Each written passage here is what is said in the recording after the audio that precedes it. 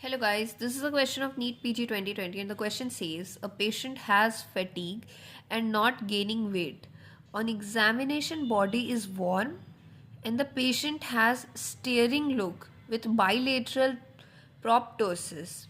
Investigation will show पहले हमें इसे डायग्नोज करना पड़ेगा कि क्या है. तो फैटीग है, गेन नहीं कर रहा है वेट, बॉडी वार्म है, पेशेंट का स्टेयरिंग लुक है, बाइलैटरल प्रोप्टोसिस है. तो क्या हो सकता है? यूजुअली मेरे को लग रहा है हाइपरथायरॉयडिज्म की तरफ इशारा कर रहा है. सो इसका diagnosis will be Graves disease, right? It's an auto immune disease. तो इसमें क्या होगा?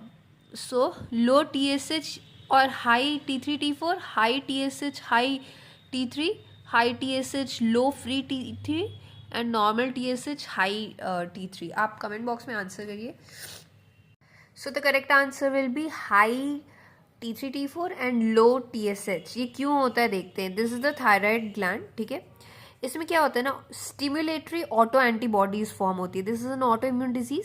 सो ऑटो एंटीबॉडी जो फॉर्म होगी वो स्टिमुलेट करेगी थायराइड को, TSHR रिसेप्टर्स को स्टिमुलेट करेगी ताकि ज़्यादा T3 एंड T4 बने. T3 T4 तो थायराइड का ये ग्लैंड बनाता है. देन ज़्यादा T3 T4 होगा तो नेगेटिव फीडबैक से पिट्यूटरी को जाएगा कि TSH कम कर दो, राइट? यही होता है.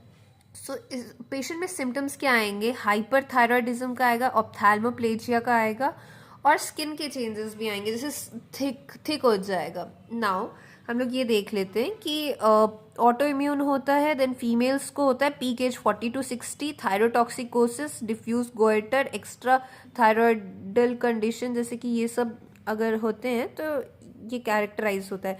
इटियोपैथोजेनेसिस क्या है? कुछ कुछ ट्रिगर्स होते हैं ऑटो इम्यून के. क्या? Postpartum state, iodine excess, lithium therapy.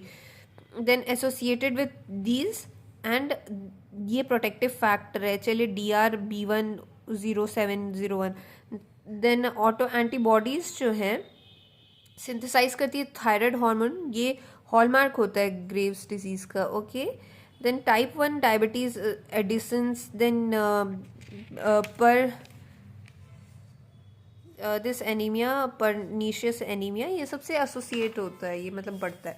Now हम लोग ये देख लेते हैं क्लिनिकल फीचर. सो पहला तो हाइपरथायरॉयड का सिम्टम आएगा, जैसे कि हीट इंटॉलरेंस, स्वेटिंग बढ़ जाना, थर्स्ट बढ़ जाना, वेट लॉस होना. देन एड्रेनर्जिक सिम्टम्स आएंगे, जैसे palpitation, nervousness, fatigue, emotional liability.